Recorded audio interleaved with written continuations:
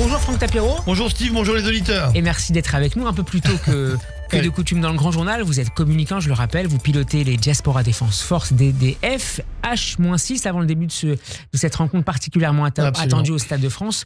France-Israël, vous serez accompagné Franck de très nombreux supporters qui ont rejoint les DDF. Racontez-nous un peu les coulisses de ce dispositif un peu exceptionnel qui a été mis en place pour suivre dans les meilleures conditions possibles cette rencontre de Ligue des Nations. Suite à cette époque un peu trouble, non seulement qui a commencé avec le tifo du PSG, complètement pro-Hamas, ensuite la chasse aux Juifs dans les rues d'Amsterdam, évidemment cette rencontre entre la France et Israël était placée sous un signe de risque certain, surtout que n'oublions pas qu'il y avait déjà eu une rencontre entre la Belgique et Israël qui avait été déjà déplacée, pour ne pas dire un autre mot, alors en Hongrie. Donc plein de gens, bien entendu, comme les insoumis, mais ça eux, ils sont un peu habitués, demandaient à boycotter, à annuler le match, etc. etc.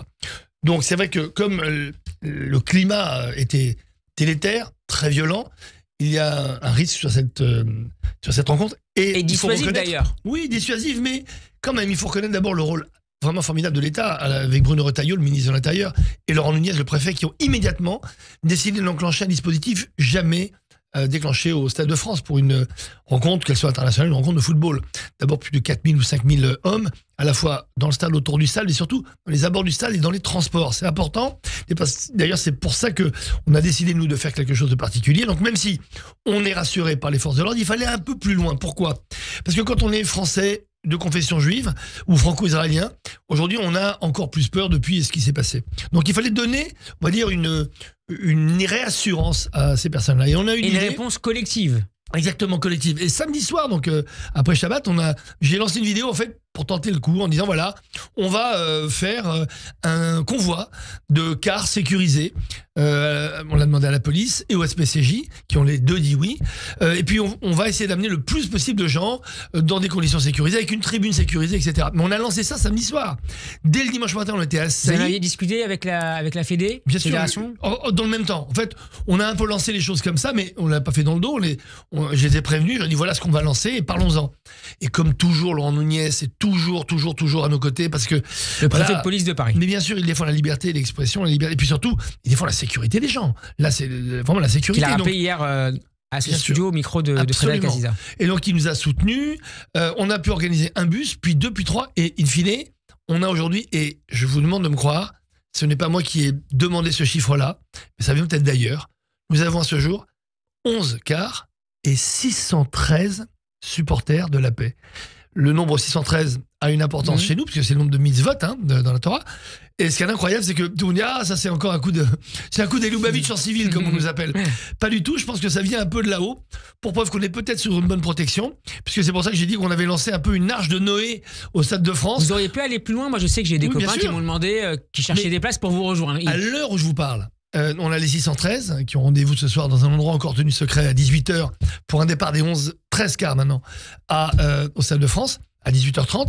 Mais il y a des centaines, voire des milliers de gens, non seulement à Paris, en banlieue et en province, qui auraient voulu venir grâce à cette idée. Alors, franchement, c'est une idée qui est un peu de prise d'aïkido, mais on aurait aimé jamais la voir. On n'aurait aimé jamais à se poser la question de savoir comment on va voir un match de l'équipe de France en France, au Stade de France, qui affronte Israël. Pour moi, c'est un moment de fête, c'est un moment de paix, justement.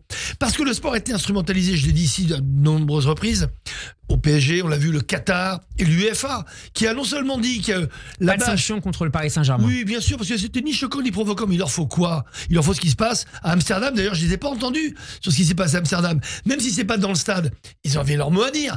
Ils ne disent rien parce qu'ils sont complices, tout simplement, de leur sponsor, qui s'appelle le Qatar. Donc, il faut être extrêmement simple. Donc, face à ça, deux attitudes. Où on se dit, oh là là, on a peur. Et à ce moment-là, on donne raison à qui? Aux terroristes. Mais vous comprenez, Franck, ceux qui hésitent ou qui ont décidé de ne pas aller au stade ce soir parce qu'ils ont peur, parce qu'ils ne veulent pas prendre de risques? Bien sûr, non seulement je le comprends, puisque c'est pour cela que nous avons créé cette action. C'est parce que j'ai vu que, et des gens et des proches, et pas des moindres, que quand je dis courageux, pas des moindres. Et parce qu'il fallait à un moment peut-être aller un peu plus loin dans la sécurité. C'est pour ça d'ailleurs que la bonne nouvelle, c'est que ce sont les forces de l'ordre qui nous permettent de faire ce convoi sécurisé. Ce sera sécurisé au Stade de France. Donc, quelque part, on montre qu'il y a une vraie union sacrée. Pourquoi? Parce que si on montre qu'on est nombreux ce soir, qu'on y va pour supporter en plus les deux équipes, c'est ça que je propose. On va supporter l'amitié entre la France et Israël. Ce sont des pays amis depuis 1948. Il y a eu des hauts et des bas, il y a eu des phrases malheureuses. D'ailleurs, je m'en suis exprimé ici. vis-à-vis du chef de l'État, dans une tribune qui est devenue une pétition avec 30 000 signatures. Et pourtant, Emmanuel Macron est là ce soir. Et c'est une très bonne nouvelle. J'irai d'ailleurs le voir à la mi-temps pour discuter avec lui, parce qu'on était amis, on va le redevenir. On a une petite brouille par rapport à des phrases que nous n'avons pas comprises, par rapport à des postures, à des déclarations. Mais encore une fois, parce qu'on est amis, on va se voir ce soir. J'espère que amicalement on se reverra à un autre moment en tête-à-tête pour s'expliquer. Mais c'est ça ce match qui va se jouer ce soir. Il y a un côté politique, alors allons-y à fond, mais mettons la politique du bon côté. C'est quoi? Est-ce qu'il y a des messages qui sont passés? C'est l'amitié entre les peuples. Non. On a bien été clair. Au début, on avait pensé, bien entendu, étendre un tifo géant pour demander la libération des 2 otages français. Il y a 2 otages français. On nous a dit, alors évidemment, moi j'étais pas d'accord, mais je me suis plié parce que c'est un moment, on est avec les autorités, on ne l'est pas. On nous a dit que c'était politique. Je suis pas du tout d'accord avec cet argument. Néanmoins, vous le respectez? Je le respecte parce qu'on veut montrer à la France que ce convoi de la paix, cette arche de Noé, elle est là pour d'abord militer pour que le sport reste sport, qu'on arrête de politiser ce match, et que si ce match est politique, alors à ce moment-là, que l'idée qui s'en dégage, ce soit l'amitié entre la France et l'Israël, comme un match de la réconciliation, quel que soit le score. Donc, à la limite, profitons de cet élan politique, puisque dans les tribunes, n'oublions pas qu'il y aura 3 chefs d'État, Emmanuel Macron, Nicolas Sarkozy, François Hollande, pratiquement tous les ministres, parce qu'ils ont vu l'enjeu. Et ils ont vu ce que je me tue à dire, vous le savez depuis des années maintenant sur Radio J, la France est un pays de résistants pour la cause du peuple juif. La France a toujours été au soutien des juifs. On est des citoyens modèles depuis 1791, ne l'oublions pas. On va pas s'arrêter là. Tous les samedis matins, on prie pour la République française.